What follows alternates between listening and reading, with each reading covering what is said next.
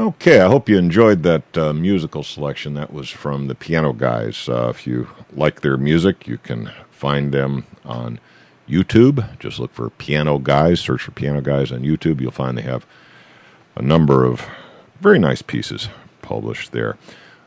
We had a real nice presentation from Phil Rustino and Larry. They're regulars on the United We Strike marathon. I hope you do check out their materials. But right now, it's time to discuss the concept One Voice Now with our friend David Frank, who's also a regular participant on the United We Strike marathon.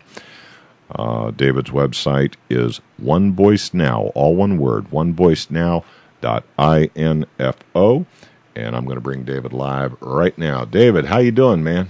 I'm good. Good to be here with you. Well, I'll tell you what, you're all ready to do not buy, do not comply, and ask why, right? Hey, we're ready, man. All righty. Yeah, well, we got it coming up. Now, Karen tells me we're supposed to do this on the 15th of the month, but, I've gotten into the habit of, making it a kind of a regular thing, I mean, I do as much of my purchasing from my local small-time merchants. Now, of course, in my neighborhood where I am, most of my small merchants are Koreans, but, I don't care. I would rather do business with the Korean guy who's a recent immigrant and has opened up a little store and lives in my neighborhood. His kids go to the same school my kids went to. He is indeed my neighbor. I don't care what color he is. I would much rather do business with him than do business with some corporate conglomerate that I can never, if I get pissed off, I can't go to the counter, bang my hand on the counter and say, I'm pissed, you sold me crap.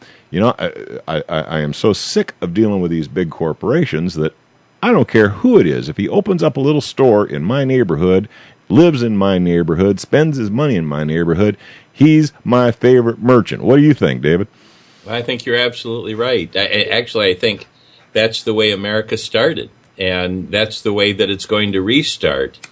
Everybody thinks that the answer is, well, we've got to bring these big businesses into town and they've got to give us jobs. That's not the way America was built. America was built by small business that grew into big business. And if you don't make the ground conducive to planting small business, which means they're taxing small business to death, they don't allow small business to have a voice on the economic matters in the community. Whatever, they've really made small business, they put it in a position where it's almost impossible for it to grow roots. And what we've got to do as a community is make it possible for small business to start to grow again. And you do that by going back to the way it grew initially, and that was low taxes. And the tax money that was collected was used for the people. It wasn't used for these bogus scams that the political machine has been pulling on us on the federal, state, and local level. And I think that's the way you rebuild America. You start in your own community, and you give small business a voice, you give the people a voice, you let people start deciding on what kind of community they want to live in. And that wasn't the job of the federal government or the state government. And I think we've really got to take our communities back and empower the people in the community. And I think we're going to have more jobs than we have workers. I really do, because there are so many people out there right now that have a vision, for owning their own business. That's always been the American dream. At one time back in 1984, I had a vision. I wanted to open a Chicago-style hot dog place. I took my money, I opened the doors, I got it going. We were the #1 Chicago-style hot dog place in near the University of Notre Dame for 15 years. And after that, I got tired of it, sold it, and that was it. But back then, back in the 80s, you could do things like that. Today, there's so much baloney red tape, and everybody's getting a piece of your action that small business just can't make it. And so what we've got to do is, make it conducive for small business to thrive, and all of a sudden they'll start hiring people. And when people have jobs, instead of having to commit crimes to survive, then I think our country will get to be a better country, don't you? Well, it does seem that the way business has evolved, where, your business used to be local. You used to have a local hardware store. You used to have a local market where you'd buy your groceries. You used to have the local watch fixer who'd fix your watch if it broke. We used to have, this plethora of small businesses that we could deal with. And, as the Walmarts came in and the Home Depots came in and so forth, all those little mom and pops seemed to just disappear. And as it has gone with business, it also seems to have gone with government. Instead of having the local community government really in control and dictating upstream how things were going to be, it is now a top-down scenario where our local government really seems to be subservient to the state, and then beyond the state to the Fed. And at this point, we've got a federal government 1,000 miles away telling us what we're supposed to feed our kids in the school lunch program. Why are these decisions made so far away from where they have an impact? I don't know. Do you? I sure do. Yeah, it is stupid, and it doesn't work, and it's a top-down system, and it benefits the people at the top. That's what top-down systems do. But what we need in America is a ground-up system, one that we have a solid foundation, and each community is a foundation block, and we start solving our own problems in our own community. The Constitution, really, when you think about it, it was a tool for us to use so that we could limit the role that federal, state, and local government played in our lives. That was the tool that they gave us, and obviously the people sitting in political positions are not listening to we the people, because if they had, the federal government would not be dictating to us in our communities, the state government wouldn't, and the local government would really be listening to the people. But none of those three levels are really listening to the people, and that's why we have to put the communication tools in every community so that we the people can start deciding what kind of community we want. I don't know if the local government knows this or not, but the local government does not work for the federal government. And the local government does not work for the state government. The local government works for the people in your community. And if they have a different perception of their job description, they should probably leave. They should probably resign. And the only way that they can really represent the people in their community is to communicate with those people. I think 150 years ago, they'd probably be run out of town on a rail, having been tarred and feathered first. Absolutely, absolutely. And we've sat back and let these people do what they're doing, which is, taxing us to death and misappropriating our money. And it's not only hurting individuals, it's hurting these businesses that, your program started out talking about. And it's destroyed these businesses. And remember, the only reason that Walmart or Myers or Kmart or any of those places are in town, they got permission from the city council or the county council to come to town. If the people in your community had a real voice on those issues, like other communities have exercised their voice on issues like that, the people would have said no. They would have said, no, you aren't going to come into town and destroy mom and pop who have built this town. But it was the city council, the politicians, that allowed these big box stores to come into town. And so this is what we have. And then when you add that to the decision that the federal government started making a little over 20 years ago, with NAFTA, where they gave benefits to large corporations to take the good jobs in America and give them to slaves in other countries. Well, that was the straw that broke the camel's back. We used to be the most industrious country on the planet, and the people who we trusted in Washington, who were paid by the leaders of these different industries that benefited by free labor.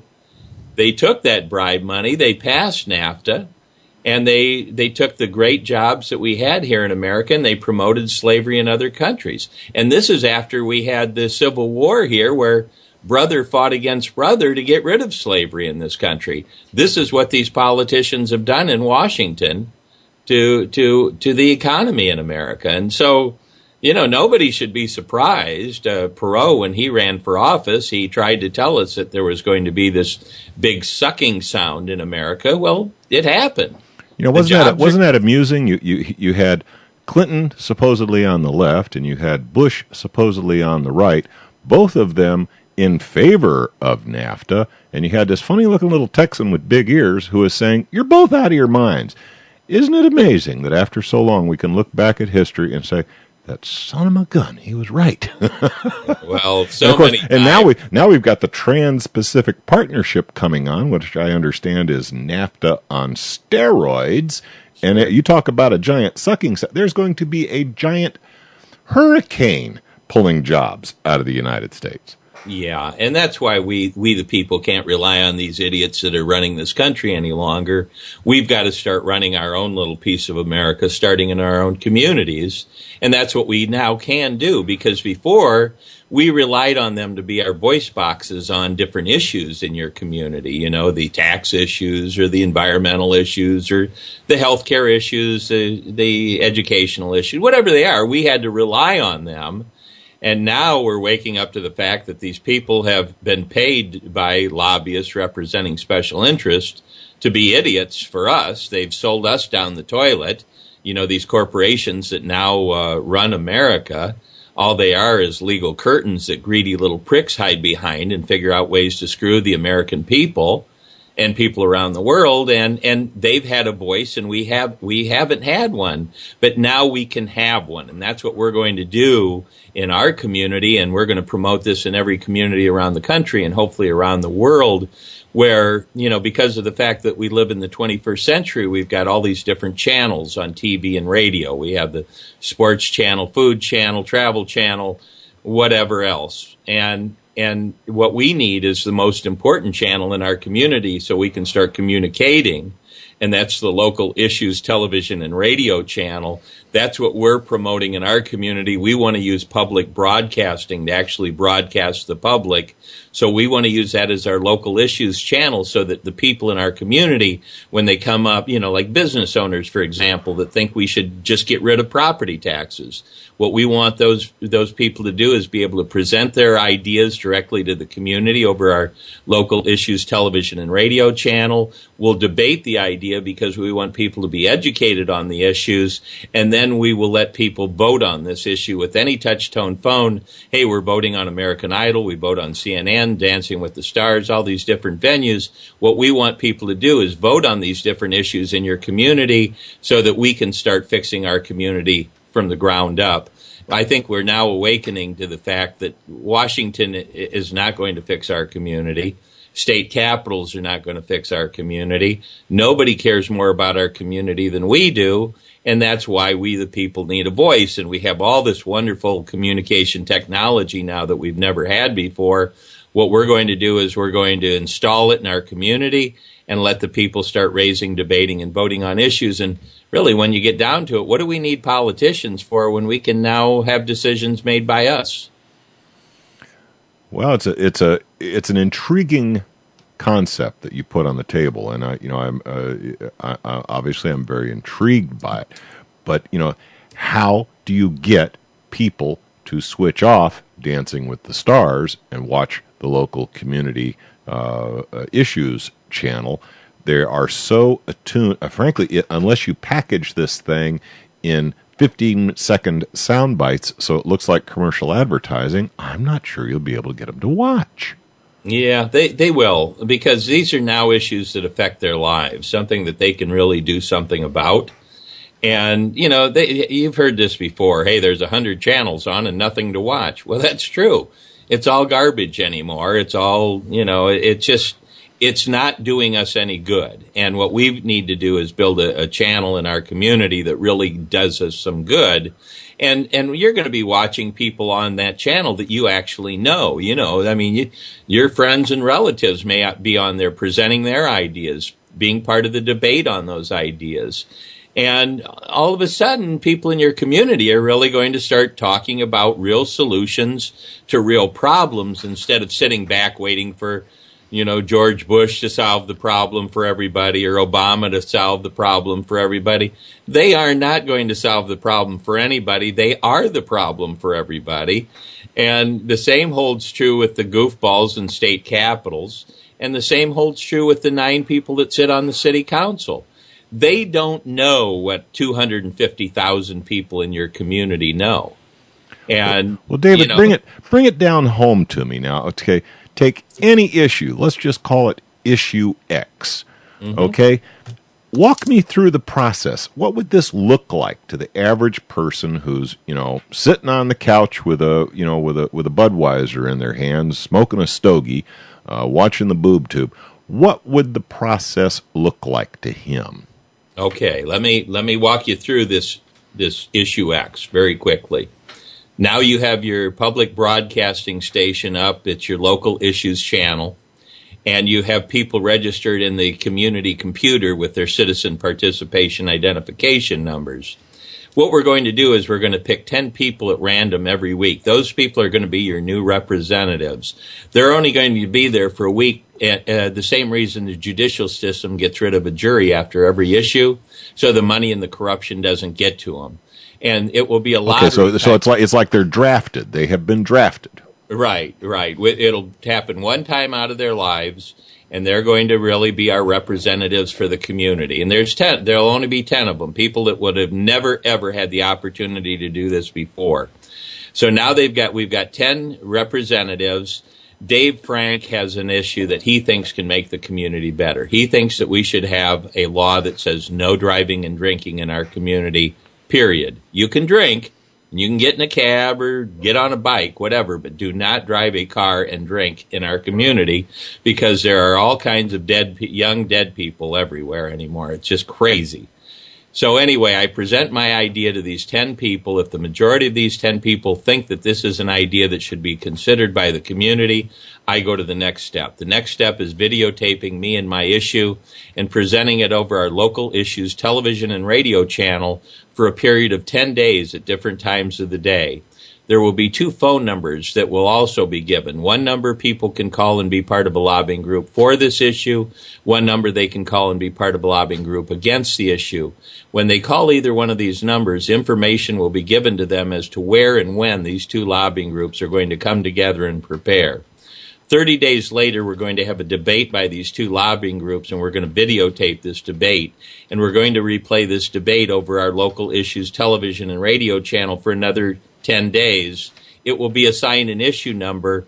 Anybody that's interested in this issue can use any touch-tone phone. They'll call a local number. Your call will go into a community computer that will have your citizen participation identification number. It will ask you for your ID number and your PIN number. It will ask you what issue number you want to vote on. Press 1 for yes, 2 for no, count your vote, block you out from voting more than once. Every time this debate is replayed, there'll be an updated tally of the yeses and the nos. And at the end of 10 days, not only will we, the people, understand this issue in its entirety, but the outcome will come from us. Initially, we will give that information to our city council, and we will say, here's the information, make this a reality, and we will start implementing these ideas in our own community. When we find things that work in our community, we'll share that information with 999 other communities around the country. And when they find things that work, they'll share it with us, and we can start rebuilding America from the ground up. Well, I'll tell you what, that at least allowed me to get a picture in my head of how this thing would work. And it's, there are arguments against the idea of direct democracy. The main argument that I hear is, okay, when you have a direct democracy, it's kind of like 2 wolves and a sheep voting on what's going to be for dinner. That's been around for how do you 235 years? How do you eliminate the possibility that the direct democracy that you propose might overstep its bounds and intrude on what we hold as sacred liberties guaranteed to each individual? I mean, the one thing that supposedly protected us from the situation we find ourselves in right now was the Constitution and the Bill of Rights. But these days, it seems our elected politicians, our elected government officials, whatever they decide they want to call themselves this week, are basically using the Constitution and the Bill of Rights as toilet paper. What guarantees can we put in place to make sure that the majority will not just overrun the rights expected by the individual? This technology is the guarantee that that won't happen. This is the tool that you need to make sure that what the Constitution set out to do, it can do. Because what the Constitution was supposed to do was two things. It was supposed to have decisions in our country not decided by a few people, but of the people, by the people, and for the people. That's what this does. That's exactly what this does. The second thing that the Constitution was supposed to do was limit the power of the federal, state, and local government. That's exactly what this does. By giving the power to the people, let the people decide what role they want their federal, state, and local government to play in their lives. I don't think there's any other way to do it. You can't rely on the prostitutes that have thrown the Constitution away. With this tool, we can bring the Constitution back, and we can fulfill what its purpose really was. And it was to give the people a voice and limit government in our lives. That's what this does. Nobody can do that for the people better than the people can do that for themselves. And say, I happen to have been very fortunate during my life, and I have amassed more wealth than what would be considered normal or average. Yeah. And the majority of my community is somewhat jealous of my prosperity, and they decide to vote themselves a portion of my acquired wealth that I feel, hey, I busted my butt to accumulate that. What the heck gives you the right to vote yourself a chunk of my action? I mean, this is another fear that gets put forward all the time. If the majority of the community decides that, hey, I've got more than I really need and they should just be able to help themselves, how would something like that be avoided? I've studied economics for a long time, and I think I understand economics, how it's working and why it doesn't work. And I can tell you, if this doesn't happen that I'm presenting to you, because the people are not going to want to cut their own throats. I don't know anybody that wants to cut their own throat. Do you? No. But people get greedy, and they can sometimes be misled. Let me finish this thought, because if they allow an issue like that to be done to you, then somebody could raise that issue for me, right? Well, of course. Well, why would we want to do that to each other? Well, yet we've got a welfare class right now that thinks nothing of voting themselves Obama phones But they didn't vote for that. They did not vote for that. The people at the top voted for that. They didn't vote for anything. All they voted for was for the idiot that did that to them. They didn't vote on that issue. We are not voting on issues. We never really have. It's the people in office that are voting for those issues. But the thing that I wanted to tell you, if this doesn't happen, and if this doesn't happen very quickly, that example that you gave about I've got so much money and I don't want anybody to take it from me, believe me, if this doesn't happen in this country very quickly, where the people have a voice as opposed to the politicians, I don't care if you have $100 million in the bank, everybody's going to be down to ground zero. Well, there does seem to be a tendency. Right now, it appears that the billionaires seem to be making war on the millionaires right now. But I have this sneaking suspicion that as soon as the millionaires have been consumed, they will be coming after the few 100,000-aires, maybe such as myself, or such as, many who would consider themselves, upper middle class people who, may not have much, but what little they have, they've accumulated through sweat and earned it the hard way. Absolutely. They'll be coming after that before too long. As they already seem to be, making steps in that direction. So, I do agree that right now everything seems to be moving towards the top of the pyramid, and very little of it, as Reagan might have said, is trickling down. No, it was trickle up. He deceived us a little bit. It was not trickle down. It was trickle up, and that's where it is now. And that's why 5% of the population owns 80% of the wealth, and it's leaving 95% of us to fight, 95% of us to fight over the 20% that's left.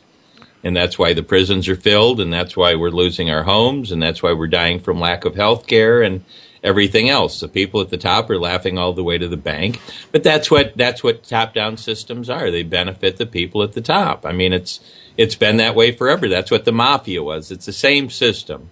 It's a top-down, multi-level marketing pyramid scam. And they're making the laws that force us to send our monies to the top, and we all sit here and wait for them to come back, and the schools are crap, and we have no health care, and, the infrastructure is falling apart, and there are no jobs, and this is what they've done to us. And they don't have money to fix the potholes, but they seem to have more than enough money to go blow up some more brown people. Absolutely. And that's why we need a voice. And keep in mind, I think that the Syria issue is a very timely issue. If we didn't know, if they weren't really doing this polling so that the president and people in Washington knew that the American people were totally against this war and this action, they actually knew that. And if they had gone against the will of the American people, I'll tell you what, the American people would have really looked at this system the way they should be looking at it. That it's out of control, and they are out. The people have lost control of their government. David, we've got just less than a minute, about 40 seconds left. Please, a little bit of blatant self-promotion. We've put a lot of arguments on the table.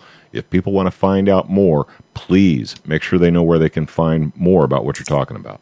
Yeah, our website is One Voice Now, ONEVoiceNow.info.